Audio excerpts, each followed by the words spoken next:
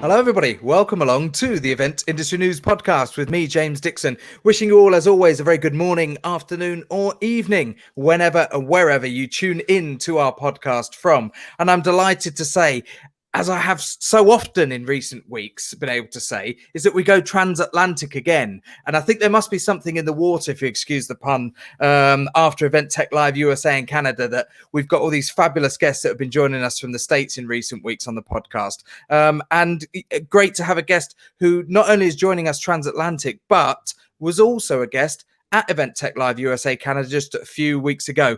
Josh Hotsenpiller joins us today. Josh is the CEO of Juno Live and joins us from a glorious San Diego on this fine morning. Josh, great to have you here and welcome to the podcast. Oh, great to be here, James. Thanks for having me. You're very welcome. Good to see you again, because you and I had the pleasure of seeing each other again. I say unfortunately, but down a video link a few weeks ago at Event Tech Live USA Canada. You were very generous in joining us on one of our sessions there and talking to our audience. Good to have you back here. Just a quick reflection on it on Event Tech Live. It was our first time delivering that event to the USA and Canadian audience, and really linking up, I suppose, a number of different locations around the world. What's your reflections on that event? Yeah, it's funny. I like what just happened right there, because you said, unfortunately we had to meet on video and we got to expand our audience. So there's nothing unfortunate about expanding your message and your value to people. And I think when I reflect on what's going on with that event and the world, what an exciting time it is to remove boundaries, physical and perceived, to create new connections and new relationships and new knowledge transfer. And so my reflection is how exciting it is to be in a world that is removing boundaries.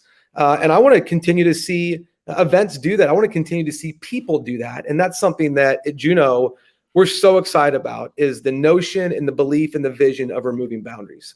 Absolutely. If you want to get in touch, we'll throw this out at the beginning of the show. At Event News Blog is us on Twitter. And of course, eventindustrynews.com is the website. And we'd love to hear from you on Twitter, particularly if you've got any thoughts and comments for any of the guests that you hear on our podcast, particularly some of the recent episodes. We've had some superb guests in recent weeks on the podcast. So do get in touch if you've got anything to say. And Josh joins us today to talk about something that Juno Live have put out recently. And I'm looking at this very document in front of me on my iPad at the moment, and all events are hybrid, a planning workbook.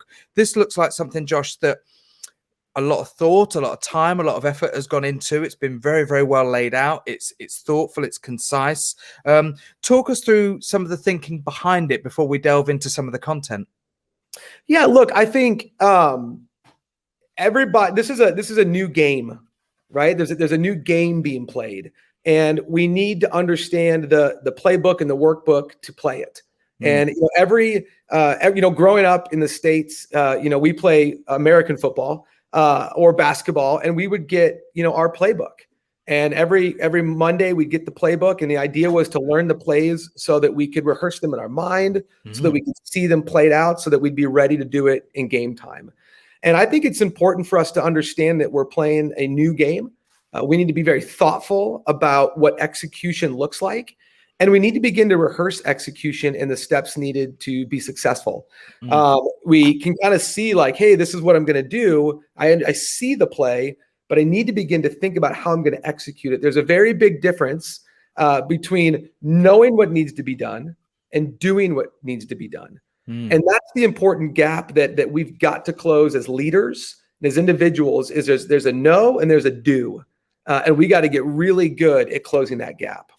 The sports analogy is always a great one. And the first word that springs to mind there for me is variables. If you think about a playbook in sports, you have to have that playbook, because you won't know until the game begins and until you get into that game and to various stages of it, what scenario you are facing. Yep. Are you going to be up? Are you going to be down? Is the game going to be tied? What is the right play to call? And I guess that for most of us a year ago, there was no playbook. There was no playbook. And now we are having to work in a scenario, particularly at the moment, where there are a lot of variables. Things can change week to week, day to day, hour to hour. And you've got to have that playbook ready, haven't you, to be able to adapt your events quickly? Well, you do. And one thing that I've heard over and over and over again from all sorts of leaders is, we've been saying this for a long time. We've been saying we need a good hybrid experience. We've been saying we need to do this. And then it comes, and I think about how many times in our lives that we know, I've been saying I need to do this and I didn't do it. And then the moment comes. And so I think it's also a time for us to go, what do we need to be thinking about? We don't want to regress. That's not going to be helpful. We want to have progress. And so what are those things that we need to be looking at and saying, well, we're not going to say we need to be doing better at this. We're going to be better at it. And so one of the big things that I'm challenging folks on is we live in an and world now. We kind of think, well, is it going to be physical or virtual hybrid? We don't live in an or world anymore. We live in an and world, and we need to get great at two things. And again, that's not a bad thing. Look at this relationship you and I are having right now. Absolutely. Look at what we just talked about, transatlantic and all these new relationships that you have. How is that bad? How is that bad for your business? How is that bad for your impact? How is that bad for you? It's not. And world is a great thing. We just have to demand of ourselves that we lead in an and world.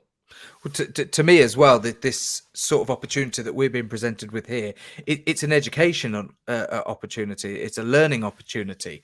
The idea of going to events has always been to learn and to share knowledge and to, develop new ideas, new techniques, new skills, new practices. And I think that's just even more available now that we've got the opportunity not just to speak to people in our industry, but to speak to people who are in our industry but thousands of miles away, doing it in a completely different environment with completely different audiences. I love moving on to this fantastic sort of, I know you referred to playbook, but this is called a planning workbook that Juno Live have developed. And the second page in there has just got 5 steps.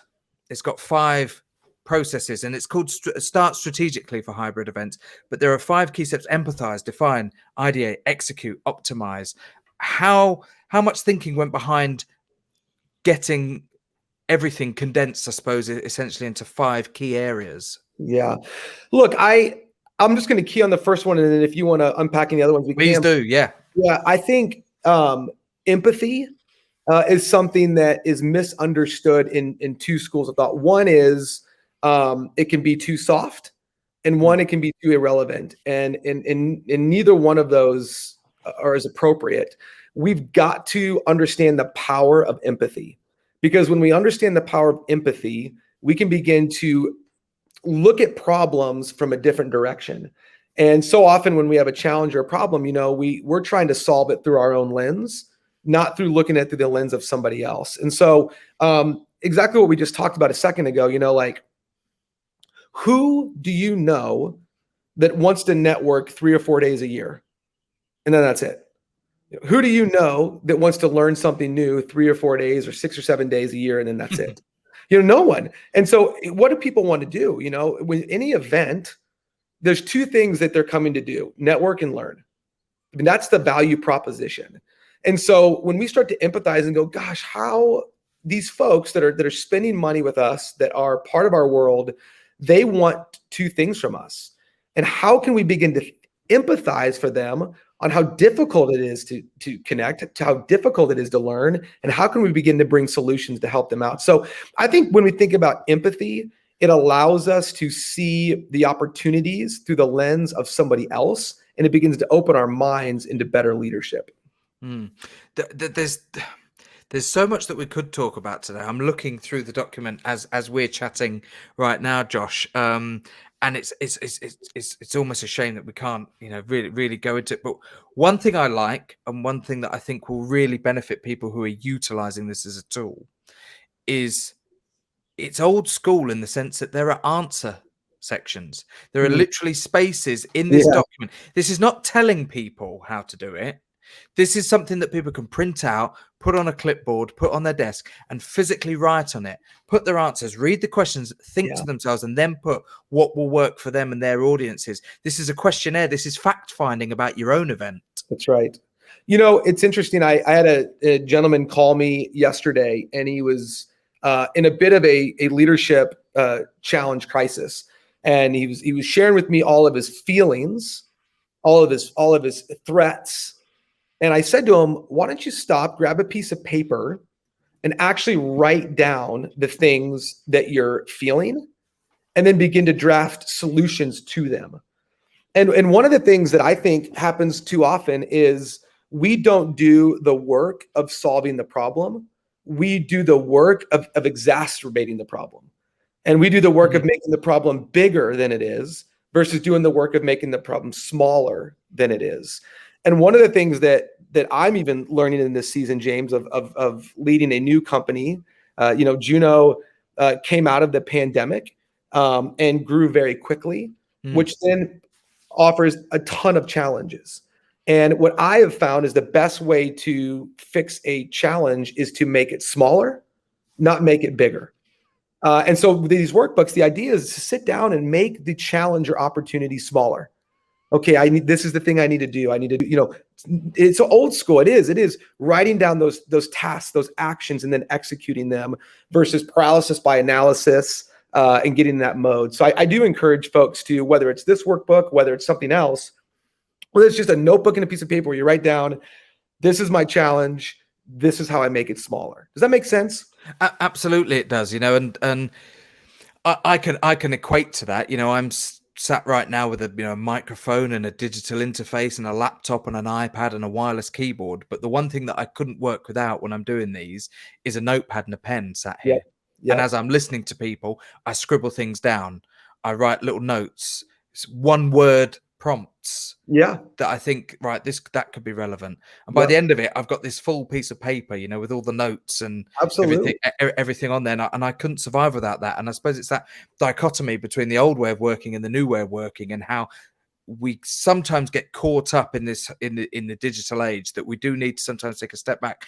And ironically, to say that we're now working with digital platforms and hybrid events will utilize all this technology, a simplistic step back approach actually could yield a lot of good benefits.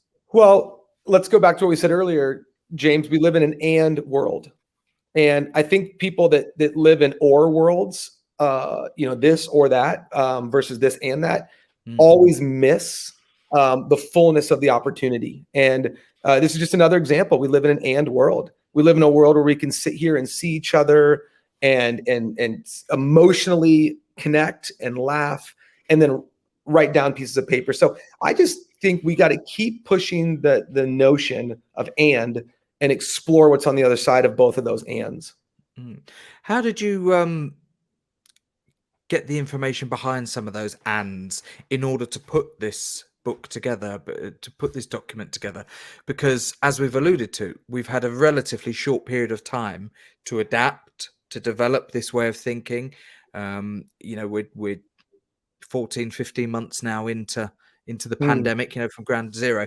How easy or difficult was it to actually source and get research for this, speak to organizers, find out what they were doing in order to make sure that what you were putting into this document was relevant and did relate to what people were doing in the real world? I think I always say to my team, I don't wear a cape. I'm not Superman. And I think I just say it again. And it's co-creating with we are learning at the speed of the team. I don't just mean the team of Juno. I mean the team of the industry. I mean, every single person that is learning and knowledge transferring is playing the role in the advancement. It's funny, when we first started Juno, I would kind of laugh to our team and I was like, listen, this company, as quick as it came, might go. I just have no idea. I mean, I just don't, I really don't. We started it in the pandemic because there was a need. And gosh, what happens maybe when the pandemic ends? It's over. I don't know. And I remember around, it must have been around January, February, I really started telling our team, we were in community software for the last 9 years. We've been building community software for different organizations. And so we added virtual to it, but community has always been our thing. And I told the team when we got into this, I don't want to build an event software. I want to build a community software that has events in it. And I wondered, I heard people saying, oh, we're just trying to get back to normal. We're just going to get back to physical. And I started going, this is not going to be good for our company. And then just as quick as that happened, you started seeing every one of our competition as well, all start to talk about community. And all of a sudden now our clients were coming back saying, how do we do this year round? How do we do this year round? And you realize, man, you are educating each other together. You are learning this together. And I think for us, to answer your question, we listened a lot. We listened a lot, and we listened a lot, and we listened a lot, and then we shared a lot. And I think ultimately we are all learning at the speed of everyone who's willing to listen. Absolutely. I think one thing that people picked up on quickly was that if you or I decided next week, right, we're going to host a physical event, we have to have an audience there to justify running that event. Sure. You know, you don't book a band and a venue and then allow that gig to go ahead if there's no one in the audience. You know, just wouldn't happen. Right. And less likely is for it to go ahead with 2 or 3 people sat there in a room that can hold 1,500. And yet, what we've realized in the last 12 months actually is that you can put an event for 3 or 4 people quickly. You can decide tomorrow, I've got some people here that want to meet up and they want to discuss this and they want to talk about that. Right, great. Let's get the platform on. There's actually nothing to stop you running an event for 10 people, as little as there is to stop you running an event for 10,000 people now. And I think that's one of the real opportunities that has sprung out of this, is smaller, frequent events that can be put together quickly. It's amazing. And it's, look, there's going to be, I was just talking to one of my buddies last night. He went to Hawaii with his family and he's like, Josh, it's not even affordable, to go places right now. I mean, the airline tickets, rental cars, food, there are some challenges. Just because things are open doesn't mean they're affordable, doesn't mean they're available. And I think that that's to your point, we have to stay, Swiss Army knife, as I say. We've got to have more than one tool in our knife. And so, yes, we're going to hold events. Yes, there might not be as many people there. Yes, we can spin up things real quick. Yes, people want to connect. One of the things we talked so much about is user-generated content. I mean, think about how awesome it is right now that we can host an event. This is just user-generated content right now, right? Absolutely. Yeah. All you and I are doing is having a 30-minute conversation. It doesn't take a pound of flesh out of us to do it. And it didn't cost a bunch of money to do it. And you're providing more value and utility for the people that are in your world. Well, this is awesome. And so we have an opportunity now to create horizontal learning, not just top down. We have the ability now to create user-generated content that goes on demand to our people. And we can do it instantaneously all the time. It's a powerful time in life. It's breaking down the barriers and I suppose the vertical strands of pigeonholing certain elements of content. We're calling this a podcast today, but you and I are talking down a video link that people are listening into or watching into in very much the same way as they were watching Event Tech Live, but that was a virtual 3-day conference. Well, was it a virtual 3-day conference or was it just 80 podcasts back to back? Exactly. No, and it's, again, removing boundaries is the future of the world. And I say this, I want to bring back to it, is physical and perceived boundaries have the opportunity in the future to be removed. What do I mean by that? Well, the physical ones are obvious. We're doing it right now, right? Yeah. You're in UK, I'm in San Diego, and we're having a conversation like I would with an employee that's in San Diego, who we're just, talking strategy with, or whatever it might be. The other one is perceived. And this is stuff that we're excited about with Juno. When you start to look at matchmaking, AI engines, different things that are going on that we've built into our product. When you go to a physical event, you might look over and go, oh, I would have nothing in common with that person. You've perceived that for whatever reason, because that's human nature. We kind of frame people and perceive if we have something in common with them now. What's cool about software now is it pushes you and goes, hey, here's 15 people that you actually have things in common with because of the way that you've declared your interests or because the discovered interests that you've had. We've got a profile now on you, and we've now removed the perceived boundaries. So when I look at the future and go, man, we get to live in a world that's removing boundaries. This is a powerful opportunity. Mm. And none more so from a boundary point of view than the workplace scenario, and what is the workplace now. And interestingly, in the planning workbook, there's a statistic there from Deloitte. A Deloitte study shows 61% of executives are focusing on reimagining work, achieving new or different work outcomes with new combination of technology and people. And that's just a reflection on what you were saying, boundaries. There were companies who 12 months ago said, absolutely no way are our staff working from home. We want them in the office every day. We need to see them. We need that Monday morning staff meeting. We need to brief them all. And of course, 12 months on, companies are closing down office space because they've realized, actually, with that little bit of trust, that little leap of faith, they can actually operate pretty efficiently using what they've got, which is an internet connection and a laptop.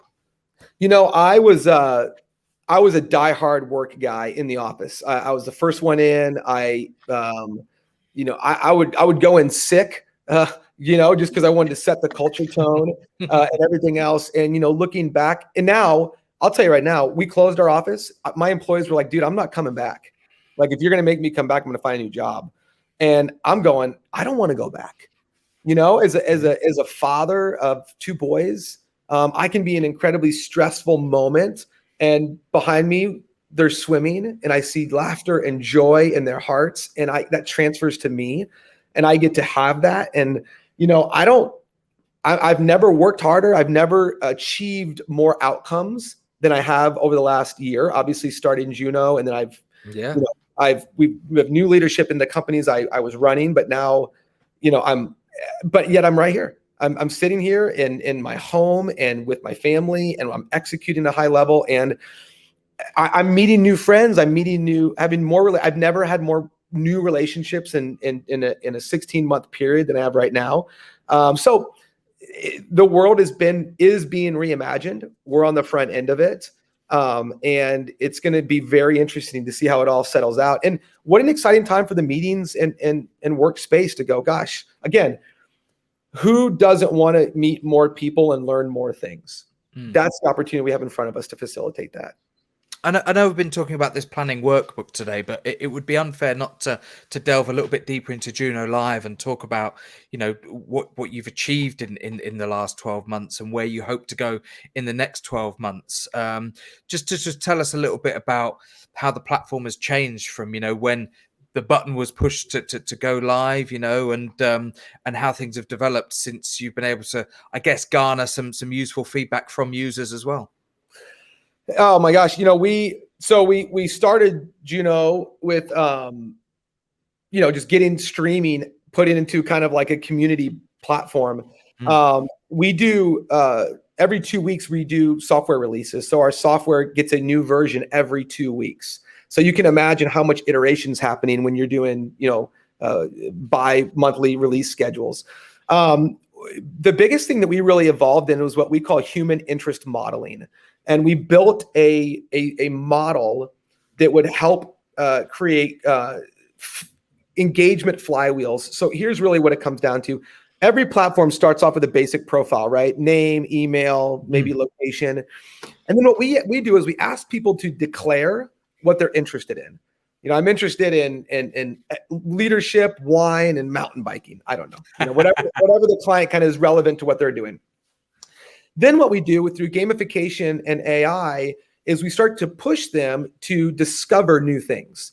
And as they declare, these tags go on their profile. And then as they discover new things, those tags go on their digital profile. And then we begin to push them 3 things: content, experiences, and people. Hey, based on what you've declared in your discovery and that you like, we think you would like this person or this piece of content or this experience. And when we get them in that flywheel, they start to engage in more things. And now we've got a 360 profile on where we can start to create network effect inside the platform. That's all modeling and strategy, both human-centric design and software, to create a more robust experience for platforms. None of that existed when we started, but we began to learn and architect out how we wanted our platform to work. And so human interest modeling is a big part of our IP and the way that we work and lead our platform. It's interesting that you said a little while ago that when you started it, you said this could be a short term. We don't know when this is going to end. I think it would be foolish now to not admit that this is going to be here to stay for the long term. This type of, and regardless if we go back to live, and we will do, because as was mentioned at Event Tech Live by a number of our panelists, that there are certain industries, certain events, certain audiences that are served by live events that you just cannot replicate in a virtual scenario. But for every one of those, there are multiple events that you can do in a virtual platform. And I think this is here to it is here to stay, and I think people have realised that. And are you a little bit more stable now in your own thinking, where you actually looking ahead, you think this is not just a short-term fix, this is something actually that I'm really pleased we did? I am, I'm pleased with the space. I'm pleased with the future opportunity. You can see it. I mean, my email blows up all week long with VCs and PEs and consolidators. Hey, we want to buy Juno. We want to invest in Juno. I mean, you realize that capital is being poured into this space, and partners are helping you co-create the product. And I am. I mean, I always tell my team this. There's two things that for sure. Number one, you can't take anything with you. And number two, you're not promised tomorrow. So there's certain things about life that you just have to accept that, man, nobody's promised tomorrow and you can't take anything with you. So I think you always try to walk through life with an open hand because you just don't know.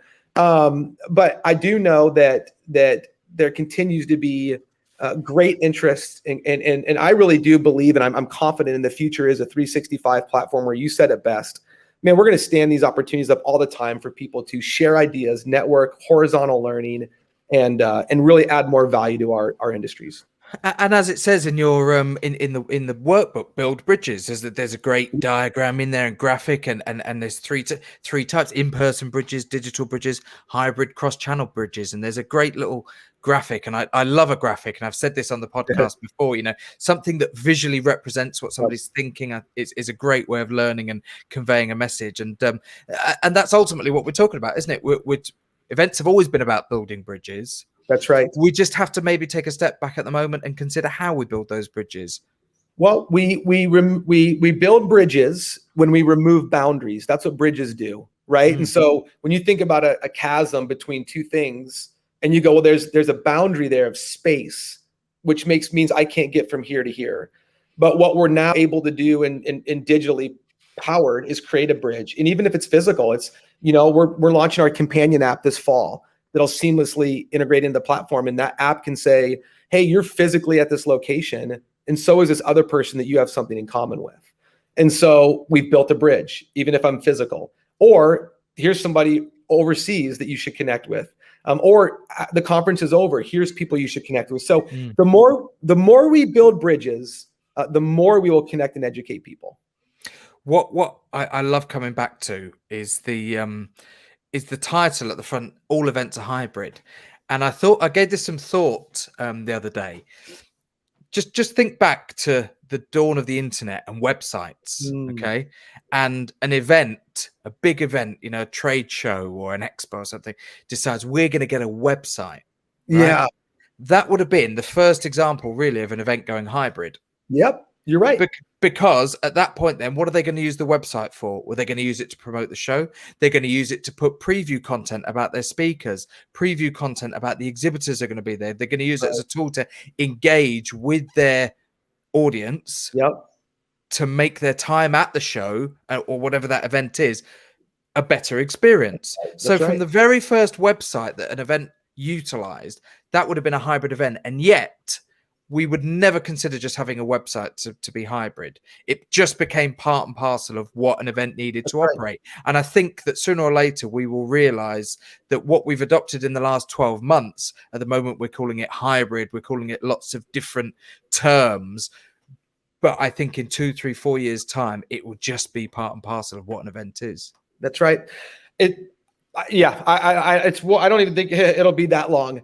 You know what I mean? I think now it's a staple. And what I think it's going to do is it will be so. I think the point you're making is it's so seamless right now. It feels a bit disparate. Is like, does this go at the same time? Does it go at a different time? Is it, who runs it? And I think it's going to be so integrated, to your point, that you won't know where one starts and where one ends. Just like a website is just a part of a brand. The last thing that I wanted to just touch on today, before we wrap up, Josh, is a great bit in the workbook, which literally just gives you questions to answer about your tech partners. What do they provide? Does your digital platform allow for interaction? Does it support sponsor engagement? Does your platform create exhibitor matches? I think actually with all of the smoke that's out there now and all of the noise that comes off of the internet and the amount of research that somebody could do in searching for a platform, having a really simple checklist to just go through and say, does it tick all these boxes, is perhaps worth a lot more than people at the moment are giving credit for. Well, I think, we said this a little bit ago with the pen and paper. We've got to look at the challenge and make it smaller, not look at the challenge and make it bigger. And we go right back to this of saying, find a partner that helps guide you through the process. Have a partner that's thinking, there's a saying here from a famous hockey player here in the United States, Wayne Gretzky, skate to where, Wayne Gretzky, yeah. There you go. Skate to where the puck is going, not where it was. And I really believe that the leaders in this space will be the ones that skate to where the puck is going, not trying to hang back to where it was. And so find a partner that has vision for the future, that has vision for your future, and go create the future together. Absolutely. And in the same way as hockey, then, it's moving fast. Things are moving quickly at the moment. And by the time you've decided that you're going to do what somebody was doing now and think we're going to do what they're doing now, and we're going to try and emulate what they're doing this week, by the time you've developed it and put it out there, the company that you're trying to emulate this week will be 5 or 6, 10 stages further on. One of our senior team members, we had a kind of a deck on some stuff, and they were like, well, we shouldn't share that out there. And I'm like, man, by the time somebody catches up to what we've built, that's not even relevant. I mean, we've already added so many more layers to where we're going. So I think it's heads down. It's skate to where the puck is going. And I know where the puck is going. It's extended learning. It's extended matchmaking. It's year-round connections. So many of our clients are coming to us going, we want to consolidate our platforms. We want to move into the next generation of engagement. And that's where Juno's skating. Absolutely. We've been joined on the podcast today by Josh Hotsenpiller. Josh is the CEO and founder of Juno, and we've been talking today about a fabulous document, workbook, manual, call it what you will, but it's worth checking out. All events are hybrid. A planning workbook by Juno is available at junolive.com. Final word to you, Josh, before we wrap up today. If anybody wants to get in touch with you, find out more about Juno Live, how do they do that? Yeah, listen, go to Juno Live. You can watch a video demo. You can reach out to any of our account executives to just share your vision for your event. Follow me on LinkedIn. I'd love to meet you and see you on there. And we share different things. Follow us on LinkedIn on Juno, or Juno on LinkedIn. And so it's a great place to find us. Also on Instagram, Juno Live. And we'd love just to hear your story, your mission, your vision, and continue to grow with you. Fantastic. It's been great to see you again. Thanks for taking the time to join us at the start of what looks like another beautiful Californian day. And as I wrap up at the end of another busy week here in the UK on a Friday afternoon, it's nearly time to open a beer, I think. There you go. It's nearly time to do so. If you're watching today's podcast on eventindustrynews.com, don't forget to head over to your favorite podcast platform where you can listen to audio versions of all the 250-something episodes of the Event Industry News podcast, recent and of course going back the last 4 or 5 years that we've been doing them. Loads of different content on there, and of course if you are listening to this already on one of those podcast platforms, head over to eventindustrynews.com for all the latest news, features, and to find out what's happening in the industry, not just here in the UK, but of course internationally with our friends over in North America, our friends in Asia and the Pacific, and all over the world now, and that big community that we've been fortunate enough to be part of over the last 12 months. As Josh has alluded to in today's podcast, we can connect anywhere in the world nowadays, and it's expanding everybody's knowledge base. Josh, right. been great to see you. It's been great to have you on the podcast. Join us again sometime. We'd love to stay up to date with what you guys are doing with Juno, get your thoughts on some of the other subjects, and I'm sure we'll see you back here again very soon. And to all of our podcast listeners, thanks very much for joining us, and we'll see you on the next episode. Goodbye.